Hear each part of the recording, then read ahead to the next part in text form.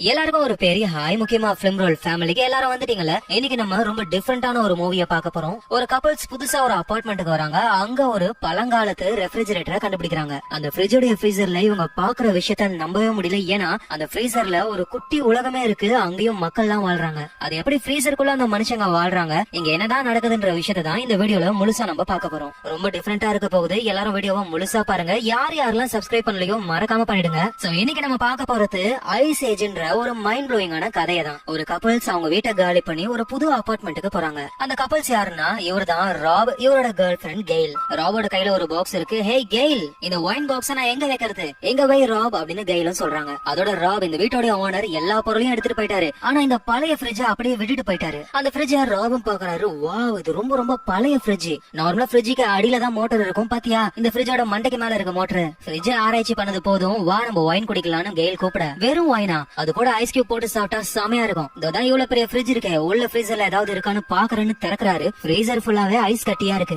இதெல்லாம் பார்த்தா இந்த ஃப்ரிட்ஜ ஓபன் பண்ணியே பல வருஷம் ஆயிருக்கும் போலயே. ஏதோ ஒண்ணு நமக்கு தேவை ஐஸ் கியூப்னு அங்க இருந்து ஐஸ் கியூப் எடுத்துட்டு வந்துடுறாரு. அத கிளாஸ்ல போட்டு ஒயினையும் ஊத்தி குடிக்க ஆரம்பிக்கிறாங்க. அப்பதான் ராப் குடிக்கிற அந்த கிளாஸ்ல ஏதோ ஒண்ணு டிஃபரெண்டா இருக்கு. ஹே கெயில், என் கிளாஸ்ல இருக்கிற ஐஸ் கட்டியா பாரு, அதுக்குள்ள என்னமோ இருக்கிற மாதிரியே தெரியுது. இந்த கெயிலும் அந்த ஐஸ் கியூப பாக்குறாங்க. ஒழுங்கா எதுவும் சரியா தெரியல. என்கிட்ட ஒரு பூத கண்ணாடி இருக்கு, அதை கொண்டு வரேன்னு பூத கண்ணாடியை கொண்டு வந்து நல்லா ஒத்து பாக்குறாங்க. பார்த்தா அது ஒரு யானை, அதுவும் மேமத்துன்ற பழங்காலத்து யானை ஐஸ் ஏஜ் காலத்துல வாழ்ந்தது. எனக்கு தெரிஞ்சது ஒரு மேமத்தோடைய குட்டி பொம்மை. அத தண்ணியா இருக்கும் பொழுது உள்ள போட்டிருப்பாங்க. அது ஐஸ் கியூப் குள்ள மாட்டிக்கிச்சு. ஆனா அந்த மேமத் பொம்மையோடைய டீடைல்ஸ் பாரு, ஈட்டியால அந்த மேமத்தை குத்துன மாதிரி இவ்வளவு அழகா பண்ணிருக்காங்கல்ல. எனக்கு தெரிஞ்சு இதே மாதிரி நிறைய பொம்மைகள் ஃப்ரீசருக்குள்ள இருக்க வாய்ப்பு இருக்குன்னு கெயிலும் அந்த ஃப்ரீசரை ஓபன் பண்றாங்க. ஃப்ரீசருக்குள்ள இருக்கிற எல்லா பொருளையும் எடுத்துட்டு பார்க்கும்போதுதான் அவங்களுக்கு ஒரு பெரிய ஷாக். ராப் இதை வந்து பாருன்னு சொல்றாங்க. ராபும் போய் பாக்குறாரு. அவரு பாக்குற விஷயத்த அவரால் நம்பவே முடியல. ஏன்னா அவங்களோட ஃப்ரிட்ஜோட அந்த ஃப்ரீசருக்குள்ள ஒரு ஊரே இருக்கு. அங்கேயும் மனுஷங்க வாழ்றாங்க, வீடு கட்டுறாங்க, வேலை செய்யறாங்க. ஒரு சிவிலைசேஷனே அந்த ஃப்ரிட்ஜோட ஃப்ரீசருக்குள்ள இருக்கு. ஆனா என்ன, அந்த ஃப்ரீசருக்குள்ள இருக்கிற அந்த உலகத்தை சேர்ந்தவங்க எல்லாம் அவங்களுக்கு டைம் ரொம்ப ஃபாஸ்டா போகுது, ரொம்ப ஃபாஸ்டா மூவ் பண்றாங்க. இத ராபும் கெயிலும் பாக்குறாங்க. கெயில் என்ன சொல்றாங்கன்னா இதுக்கெல்லாம் வாய்ப்பே இல்ல. ஆமா கெயில், நம்மளோட ஃப்ரீசருக்குள்ள ஒரு சிட்டியே இருக்கு. அதோட இவங்க கட்டின வீட்டெல்லாம் வச்சு பார்க்கும் பொழுது எனக்கு தெரிஞ்சு இவங்க மெடிவல் பீரியட்ல இருக்கணும். அதாவது மிட் ஏஜ். நம்மளோட இயர்ஸ் வச்சு பார்க்கும் பொழுது அவங்களுக்கு ஒரு 500ல இருந்து 1000வது வருஷம் நடந்துகிட்டு இருக்கணும். அப்படின்னா இவங்க ஐஸ் கியூப்ல ஒரு மேமத்தோடைய பொம்மையை பார்த்தாங்களே, அப்படின்னா அது பொம்மை கிடையாது, உண்மையான மேமத் தான் அது. இந்த ஃப்ரீசருக்குள்ள இருக்கிற உலகத்தை சேர்ந்த மேமத் தான் அது. எப்படியா இருந்தாலும் இவங்களோட நியோலித்திக் பீரியட்ல தான் அது இறந்து போயிருக்கணும், ஐஸ்லயும் மாட்டி இருக்கணும். என்ன சொல்ற நியோலித்திக் பீரியட்னா, அதாவது புரியுற மாதிரி சொல்லணும்னா இயேசு பிறக்கிறதுக்கு 1000 வருஷத்துக்கு முன்னாடி. அப்படின்னா இந்த உலகத்திலயும் ஜீசஸ் எல்லாம் இருப்பாரா, யாருக்கு தெரியும். ஃபர்ஸ்ட் நம்ம அந்த மேமத்தை புதைக்கலான்னு இந்த ராப் இருக்காருல்ல, அந்த ஐஸ் கியூப் உருகி அதுக்குள்ள இருந்த மேமத்தை அவரோட கையில வச்சுக்கிறாரு. யோசிச்சு பாருங்க, ரியல் லைஃப்ல அந்த மேமத்து எவ்வளவு பெருசு தெரியுமா. அத பயவுல ஒரு விரல்ல அடக்கிட்டாரு. அப்படியே அதை கொண்டு போய் பூத்தொட்டி இருக்கு, அதெல்லாம் புதைச்சிடுறாரு. இப்படி ஒரு 10 நிமிஷம் அவங்க டைம் ஸ்பெண்ட் பண்ணிட்டு திரும்பவும் அந்த ஃப்ரீசர்ல போய் பார்க்கும் பொழுது டோட்டலா எல்லாமே சேஞ்ச் ஆயிடுச்சு. ஏன்னா ஒரு சிட்டியே பக்காவா உருவாகிடுச்சு. என்னது, நம்ம 10 நிமிஷம் கழிச்சு வந்ததுக்கு இவ்வளவு டெவலப் ஆயிட்டாங்க. ஏன்னா அவங்களோட டைம் ரொம்ப ரொம்ப ஃபாஸ்டா இருக்கு. ஆல்ரெடி அவங்க உலகத்துல இண்டஸ்ட்ரியல் ரெவல்யூஷன் நடக்குது. அப்படின்னா இயர் எப்படியும் ஒரு 1800 1850 இருக்கும் அப்படின்னு கெயிலும் சொல்றான். அந்த ஃப்ரீசருக்குள்ள இருக்கிற உலகம் ரொம்ப ஃபாஸ்டா இருக்கு. பில்டிங் எல்லாம் ரொம்ப ஃபாஸ்டா கட்டுறாங்க, ஃபேக்டரிஸ் உருவாகுது.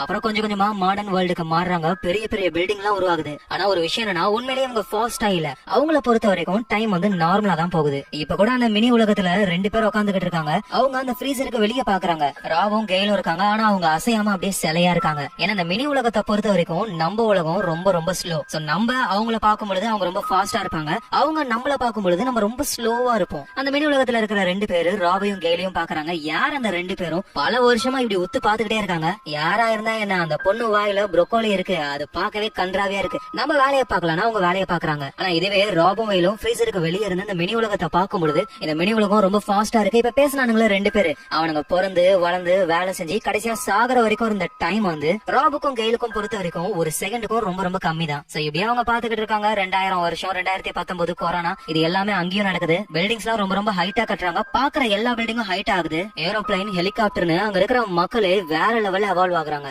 இப்பதான் ராப் அந்த ஃப்ரீசரை ஒத்து பாக்குறாரு. ஏன்னா இது வரைக்கும் அந்த மினி வேர்ல்ட்ல நடந்தது ஆல்ரெடி நம்ம உலகத்துல நடந்த விஷயம் தான். ஆனா இதுக்கப்புறம் என்ன நடக்க போதோ அது நம்மளுடைய ஃபியூச்சர். அதனால அவர் ஒத்து பாக்குறாரு. அங்க ஏதோ ஒரு ப்ராப்ளம் நடக்கிறத புரிஞ்சுக்கிறாரு. திடீர்னு ஒரு மிசைல், நியூக்ளியர் பாம் வெடிக்குது. இவரோட க்ளோஸ் அப்ல பாத்துக்கிட்டு இருந்தாரா, அந்த இம்பாக்ட் தாங்காம தூரப்பே விழுறாரு. அதோட இவர் முகம் அப்படியே செவந்து போயிடுச்சு. அப்படின்னா என்ன அர்த்தம், ஃபியூச்சர்ல நம்ம கொஞ்சம் எவால்வ் ஆனதுக்கு அப்புறம் நம்ம உலகத்துல நியூக்ளியர் வார் நடக்க போகுதுன்னு அர்த்தம். அப்படியே ஃப்ரீசருக்குள்ள நியூக்ளியரா வெடிக்குது. இவங்களும் அதை க்ளோஸ் பண்ணிடுறாங்க.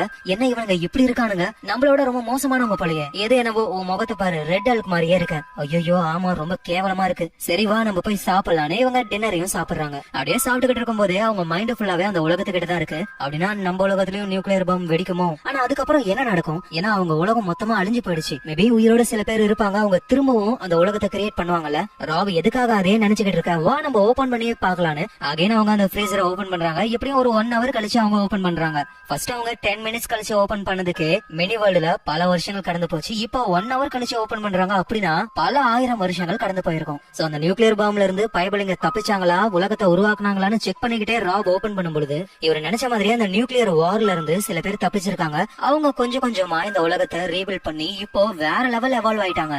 இத பாக்குறவங்களால நம்பவே முடியல. ஏன்னா வானத்துல பறக்கிற காருங்க, வானத்திலேயே டிராபிக் சிக்னல் இருக்கு. இது வரைக்கும் இவங்க பார்க்காத அளவுக்கு ரொம்ப டிஃபரெண்டான பில்டிங்ஸ். அதாவது ஒரு நியூக்ளியர் பவரை பாசிட்டிவா யூஸ் பண்ணா நம்ம எந்த அளவுக்கு அப்கிரேட் ஆகுமோ அந்த அளவுக்கு அவங்க அப்கிரேட் ஆகுறாங்க. எப்படியோ இயர் வந்து 5000 வருஷத்துக்கு மேல இருக்கும் போல. அதோட அந்த மினி உலகத்துல ஒரு பிரமிட் மாதிரி பெரிய பில்டிங் உருவாக்குறாங்க. அந்த பில்டிங் குள்ளதான் அங்க வாழ்ற எல்லாருமே போயிட்டு வராங்க. அதுக்காகவே இந்த பிரமிடை சுத்தி நிறைய பிரிட்ஜஸ் இருக்கு. எல்லா மக்களும் அது வழியா உள்ள போறாங்க. அதுக்கப்புறமா மனுஷங்கன்றதை தாண்டி ஒரு பவர்ஃபுல்லான ஒரு பெயின்ஸா எவால்வ் ஆகுறாங்க. அந்த பிரமிடுக்குள்ள ஒரு சக்தி உருவாகுது. எல்லாருமே அந்த சக்தியா மாறுறாங்க. அந்த பிரமிட் சுத்தி இருக்கிற எல்லாத்தையுமே உறிஞ்சி ஒரு பிளாக் ஹோல் மாதிரி மாறி சடனா ஒரு பிளாஸ்ட், பிக் பேங் மாதிரி அந்த பிளாஸ்ட் வந்து அந்த ரெஃப்ரிஜரேட்டரையும் தாண்டி ராபையும் கெயிலையும் சுத்தி அப்படி கலர் கலரா லைட் சரியா ஆரம்பிக்குதுங்க. இது பார்க்க அவ்வளவு அழகா இருக்கு. ராபும் கெயிலும் ரொம்ப சந்தோஷப்படுறாங்க.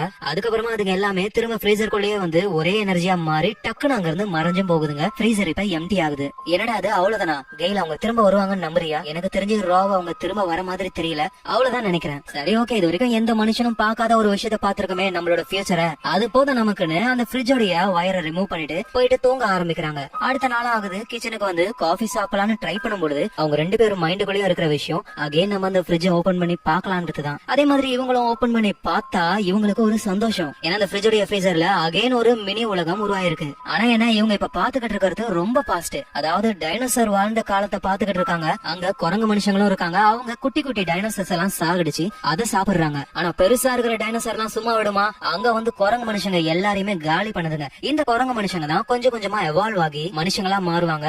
அகைன் இந்த மினி உலகத்துல ஐஸ் ஏஜ் நடக்கும். எல்லாமே பனியா இருக்கும். அப்புறம் ஐஸ் ஏஜ் முடிஞ்சு மிடில் ஏஜ் ஆரம்பிக்கும். மனுஷங்க வீடு கட்டி வாழ போறாங்க. அப்புறம் இண்டஸ்ட்ரியல் ரெவல்யூஷன், அப்புறம் மாடர்ன் வேர்ல்டுன்னு இந்த விஷயம் திரும்ப திரும்ப நடந்துகிட்டே இருக்கும். இதை ராவும் கெயிலும் பாக்குறாங்க. இந்த இடத்துலயே இந்த கதை முடியுது. ரொம்ப அதோட யாராவது சப்ஸ்கிரைப் பண்ணாம இருந்தா மறக்காம சப்ஸ்கிரைப் பண்ணிக்கோங்க. உங்க ஃப்ரெண்ட்ஸ் ஃபேமிலி கிட்ட இந்த மாதிரி ஒரு சேனல் இருக்குடா போய் பாருடான்னு சொன்னீங்கன்னாவே அதை விட பெரிய சப்போர்ட் வேற எதுவும் எனக்கு கிடையாது. நாளைக்கு நம்ம வேற லெவல் மூவில பார்க்கலாம். Lots of love guys.